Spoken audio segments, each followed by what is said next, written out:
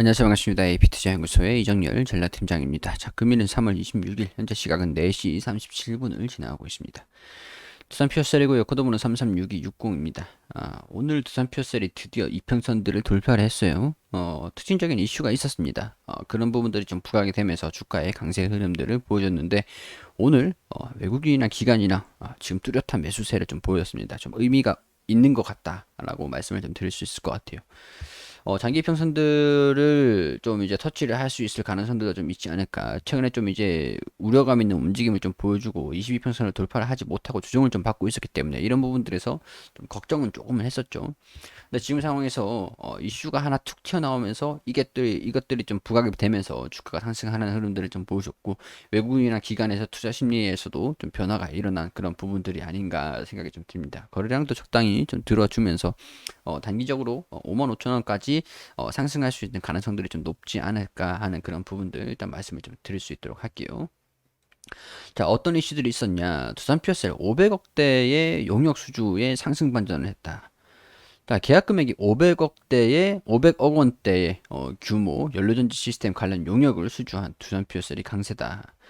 자, 두산 퓨어셀이 20메가와트급, 20메가와트인데 거래 규모가 500억이라고 합니다. 20메가와트. 연료전지 발전소에 대해서 10년간 장기 유지 보수 계약을 체결했다고 공시됐다. 계약 금액이 500억 원대이며 계약 금액과 계약 상대는 경영상 비밀 유지로 유보기간 종료 후 밝힐 예정이다. 비밀이 원래 더 궁금한 법이죠. 부각이 더 잘 되는 법이기도 하고요. 500억 원대, 20메가와트 수준인데 500억이다. 굉장히 좀 이제 단가를 잘 받은 부분들이 아닌가. 자, 근데 이런 부분들은 10년간 장기 유지 보수 계약입니다. 그러니까 10년 동안 장기적으로 500억이 한 번에 4분기, 2분기, 1분기, 2분기 그때 다 한 번에 반영 분기별로 다 500억이 반영되는 게 아니라 순차적으로 조금씩 계속 이제 분기별로 계속 반영이 이렇게 차근차근 잠진적으로 계속 되겠죠. 그렇기 때문에 이런 부분들이 착오는 없으시길 바랄게요. 근데 없는 것보다는 순주 잔고가 점점 높아지고 있는 것들이 잠재적인 실적 반영 그런 요인들이기 때문에 굉장히 중요한 부분들이 되겠죠. 자, 두산 PS 500억 원대 연료전지 시스템 장기 유지 보수 계약을 체결을 하면서 상승을 했다. 자, 이런 부분들. 자, 그리고 바이든이 이제 탄소 제로에 본격적으로 좀 이제 진행을 하는 게 아닌가. 4월 22일에 기후 정상회의가 있을 겁니다. 석유, 화학, 석유, 가스, 화석 연료, 보조금 축소, 이런 시추 중단 이런 부분들 있을 거기 때문에 이런 부분들이 신재생 에너지 관련 주들 같은 경우에서는 굉장히 좀 긍정적으로 반영이 될 수 있는 요인들이 되겠죠.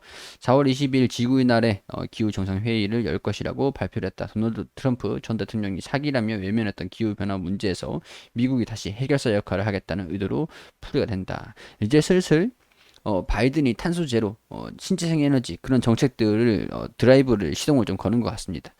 이제 자, 참가국가 회의 방식 등 세부 계획을 아직 공개하지 않았다. 기후 정상 회의는 화상으로 열릴 가능성이 높다. 진 100일 이내에 주요국 정상을 소집해 온실가스 감축 목표치를 높이겠다고 공약했는데 이를 시행에 옮기는 것이다. 자, 그렇게 되면 신재생에너지 관련주들 같은 경우에서는 우리 두산 퓨어셀 같은 경우에서도 이제 모멘텀적인 부분들 기대감을 반영할 수 있는 그런 요인들이 아닌가 싶습니다.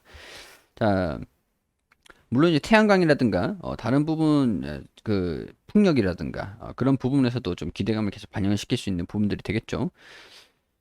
자, 기후변화 문제에 미국의 입지를 다지겠다. 그런 의도로 분석이 된다. 파리 기후협약 탈퇴 등으로 기후변화 문제 사실상 왕따 취급을 받았었는데 다시 이제 미국이 들어가면서 정책들 같은 것들을 이제 조정을 할 거라고 보여집니다.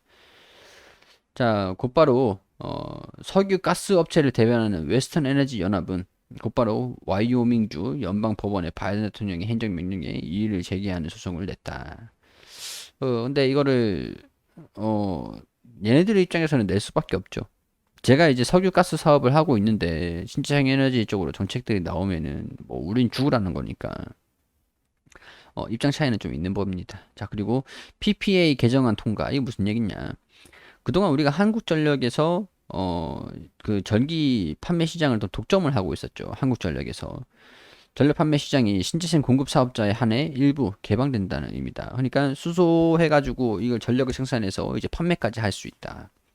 자기들이 이제 쓰려고 전력을 생산하는 게 아니라 남는 전력을 판매까지 할 수 있다. 한시적으로 개방을 한다. 일시적으로 일부 개방을 한다. 일시적이 아니라 일부.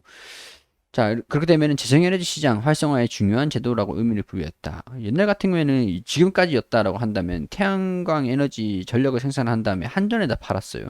근데 이제 기업이라든가 따로 이제 민간 기업들에 팔 수 있는 그런 일부 개발되어 있는 부분들이 재생에너지 사업을 하는 부분들 확대가 될 수 있는 요인들이 되겠죠. 시장이 좀 이제 파이 자체가 커질 수 있다라는 거죠. 그러니까 전력을 생산해 가지고 한전에만 팔 수 있다라고 하는 것들이 재생에너지 부분에서 좀 이제 뭐랄까 그동안 좀 성장을 좀 제한시키는 그런 요인들이기도 했었거든요. 근데 수소를 기반으로 해서 전지를 만들었어요. 근데 수소가 값이 그렇게 비싸진 않잖아요.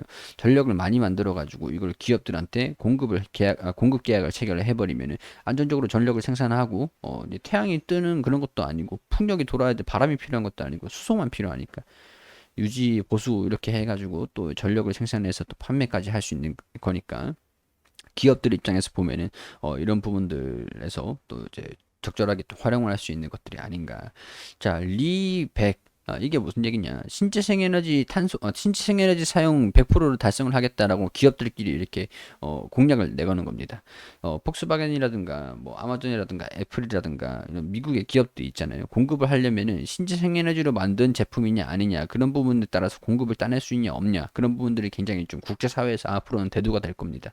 그렇기 때문에 이런 것들이 기업들이 뭐 신재생 에너지가 아니라 화석 연료로 제품을 생산했다라고 하면은 제품이 안 팔릴 가능성도 상당히 높겠죠. 기업들 그 물량을 많은 거를 이제 공급 계약을 체결할 때 그런 부분들을 미국에서는 큰 대기업들이 잘 좀 주시해서 보는 부분들이 있거든요.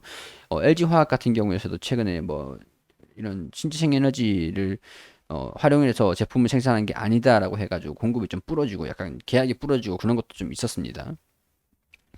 그래서 이런 부분들이 이제 신재생 에너지 전력을 생산한 거를 받아와가지고 이 기업들이 나 그럼 생산하는데 문제가 없다라고 하면은 여기 우리 리 100%에 동참을 하겠다라고 할 수도 있는 부분들이죠. 자, 재생에너지를 의무적으로 사용할 수 있는 비율이 상한선이 올라갔습니다. 10%에서 20%까지. 상향됐습니다. 그러니까 기업들 입장에서는 이제 재생에너지 비율을 10%만 사용하고 있었는데 20%까지 의무적으로 증가를 시켜야 돼요. 그렇기 때문에 재생에너지 사업자들 입장에서는 전력 판매 시장도 확대가 되고 이제 남는 전력도 판매를 할 수 있으면 판매를 해가지고 수익을 또 올릴 수 있고 이런 상황선이 올라가니까 재생에너지의 수요도 증가될 수 있고 그렇기 때문에 시장이 파이가 더 커질 수도 있다라고 볼 수 있는 부분들이죠. 두산 퓨어셀 같은 경우는 수소 연료 전지를 그 발전기를 좀 하는 부분들이기 때문에 굉장히 시장 점유율도 그렇고 오늘 두산 퓨어셀의 긍정적인 요인들이 여러 가지가 좀 많이 나왔다라고 판단이 됩니다. 좋은 소식들이라고 볼 수가 있어요. 그래서 외국인 기관이라 이런 부분들을 좀 보고 집중을 한 부분들이라고 봅니다. 자, 주가가 지금은 좀 돌파하는 흐름들을 좀 보여줬는데 이 좀 강세 흐름들이 좀 유지가 되면서 55,000원도 좀 뚫고 올라가주는 그런 모습들을 보여주기를 기대를 해보면서 다음 주 움직임도 지속적으로 지켜보면서 브리핑을 드릴 수 있도록 하겠습니다. 그리고 우리 AP투자연구소에서는 김민재 소장님께서 매일매일 무료로 종목을 추천해드리고 있습니다. 여기 검색창에 AP투자연구소를 검색하시면 상단에 홈페이지 보입니다. 여기로 들어오셔가지고 2021년 무료 추천 종목 게시판에 들어오게 되시면은 소장님께서 매일매일 무료로 종목을 추천드린 단기 종목들 보이실 겁니다. 여기 3월 19일 금요일 무료 추천 종목 게시판으로 들어오게 되시면 상단에 우리 장전일 같은 경우에서 뉴욕 증시, 미국 증시, 글로벌 증시가 또 어떻게 움직였는지 반드시 좀 확인해야 되는 부분들 내용들 이렇게 설명을 드리고요. 그리고 9시가 되면 종목 추천을 드리는데 9시 원익쿠비 현재가 3,440원, 1차 목표가 3,540원, 손절가 3,300원. 그리고 9시 2분에 STO 현재가 2,880원, 1차 목표가 2,960원, 손절가 2,750원. 9시 3분에 제일제강 현재가 3,470원, 1차 목표가 3,575원, 손절가 3,320원. 이렇게 세 종목 추천을 드렸습니다.